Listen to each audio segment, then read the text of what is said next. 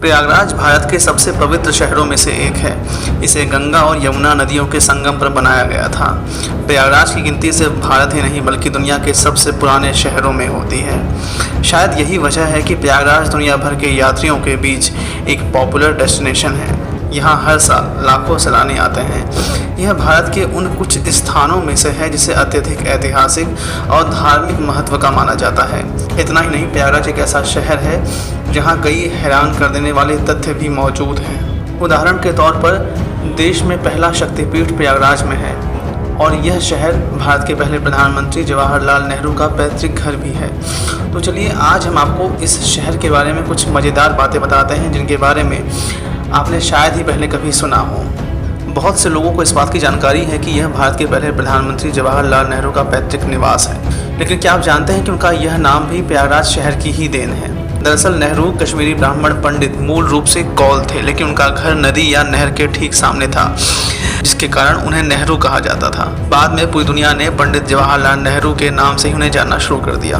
Bird lovers के लिए weekend destination. जब भी प्रयागराज की बात होती है तो इसे ऐतिहासिक व धार्मिक नजरिए से ही देखा जाता है, लेकिन यहाँ का प्राकृतिक सौंदर्य भी अनुपम है।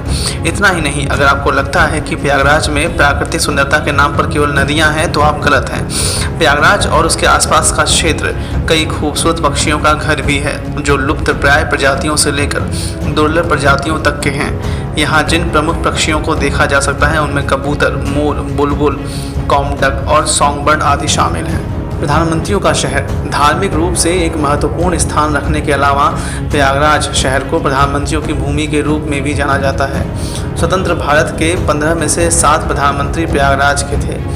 इन नामों में इंदिरा गांधी, जवाहरलाल नेहरू, लाल बहादुर शास्त्री, चंद्रशेखर, गुलजारी लाल नंदा, विश्वनाथ प्रताप सिंह जैसे कई दिग्गज शामिल हैं। मिले कई नाम। कुछ समय पहले यूपी सरकार ने आधिकारिक तौर पर इलाहाबाद का नाम बदल दिया था। अब इसे आधिकारिक तौर पर प्रयागराज के रूप में जाना जाता है। वैसे यह पहली बार नहीं है जब इलाहाबाद का नाम बदला गया हो।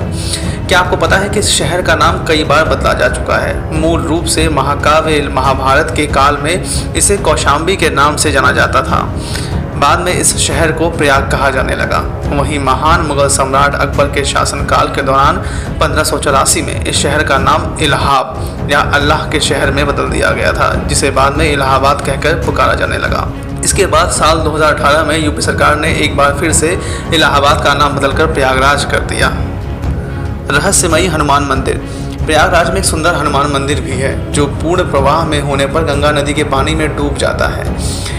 स्थानीय किंवदंतियों के अनुसार हिंदुओं में यह माना जाता है कि गंगा नदी भगवान हनुमान के पैर छूना चाहती है और इसीलिए यह उनके जलस्तर को बढ़ाती है।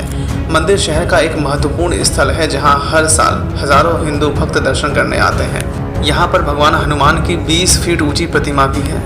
हिंदू तीर्थयात्रियों का दूसरा शहर। निश्चित ही प्रयागराज हिंदू तीर्थयात्रियों का दूसरा घर है।